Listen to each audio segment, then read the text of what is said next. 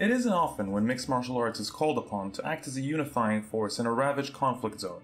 Despite its inherently violent nature, MMA will serve as the foundation for an unprecedented sports event in the Donbass, the eastern region of Ukraine currently occupied by separatist forces.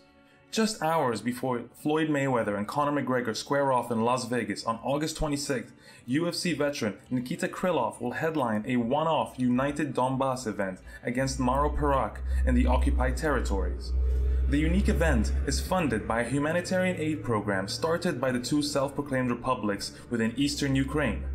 Over the past couple of years, both republics have shared a growing fascination with mixed martial arts, one that has led to the proliferation of the sport among the republic's youth.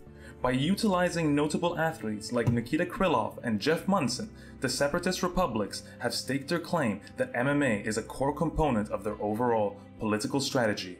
This politicization of the sport is the result of the ongoing conflict in eastern Ukraine. It began in November 2013, when Ukraine's fourth president, Viktor Yanukovych, refused to sign a trade association agreement with the European Union, which triggered severe unrest within the country. Citizens accused the president of widespread state corruption and excessive loyalty to Russia, instead of improving relations with Europe. The rapidly growing sentiment was that Yanukovych represented Russian interests and not those of the Ukrainian people. The organized uprising, known as Euromaidan, lasted until February 2014, when President Yanukovych was deposed and fled Kiev. Yankovich's departure and eventual exile to Russia triggered anti-revolution backlash from Ukrainians in regions with loyalty to their neighboring country, as well as lightly veiled military intervention from Russia.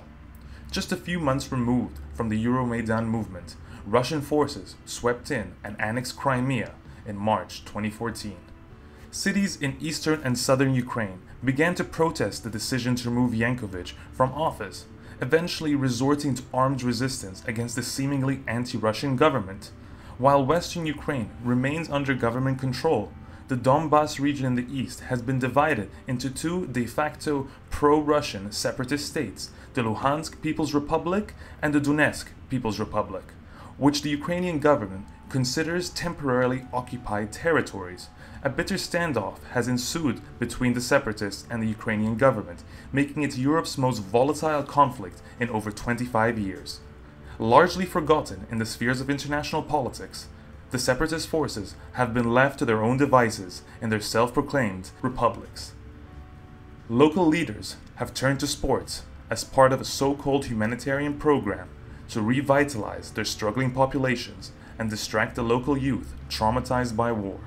This has resulted in the proliferation of mixed martial arts in eastern Ukraine and hence its inevitable politicization. In February 2017, official envoys of the separatist republics unveiled a humanitarian program that sought to reunify the people of the Donbass. After achieving modest medical success through the foundation, both de facto republics turned their attention to sports, a tool they plan to use to kindle nationalistic fervor and project the illusion of legitimacy, safety, and prosperity within the separatist regions. Combat sports, mainly mixed martial arts, took center stage because of its growing popularity among the locals. By August 2017, MMA had been integrated into the LPR and DPR's plans for unification in the Donbass, starting with a large-scale MMA event planned for the end of August 2017. The violent sport can be used to stimulate residents of the war-torn regions and unite them by cheering for hometown heroes like Krylov. Unlike more traditional sports like football, where rigid international structures and bureaucracy makes it impossible for unrecognized de facto states to compete in legitimate tournaments, MMA does not follow such guidelines and is easier to recreate as a tool for national pride. In this case, the separatist forces have been able to hire a fighter who once competed in the world's most popular MMA promotion and have him compete on their local show for political gain. While Krylov, a native of the Donbass and victim of the ongoing conflict, was a natural pick to headline the show, He's not the only athlete being used to advance the LPR and DPR's plans for combat sports diplomacy. UFC veteran Jeff Monson, a self-proclaimed anarchist and libertarian communist, recently became the first American citizen to accept an LPR passport, a symbolic gesture that preceded his decision to open mixed martial arts school in the occupied territory in late 2016. Monson's ambitions were approved by the local leaders and backed by the Communist Party of the Russian Federation. Through Monson, the Communist Party of Russia has recruited fresh faces to the party by enlisting youngsters in deteriorated regions such as the Donbass into mixed martial arts programs, which is an example of sports diplomacy and how political parties enlist the support of popular athletes to further their overarching goals. Monson's involvement in political sport in eastern Ukraine doesn't end with mixed martial arts academies. Reports recently revealed plans for the LPR to host a mixed martial arts event dubbed the Monson Cup.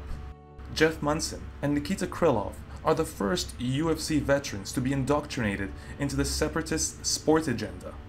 Despite contrasting reasons for their participation, the two fighters are a blueprint for how to help legitimize de facto regimes using professional fight sports such as mixed martial arts. Whether it be a tool for diplomacy, kindling nationalism, or even as a distraction from the traumas of war, MMA is a sport that continues to be weaponized by authoritarian regimes, anxious to reap its rewards.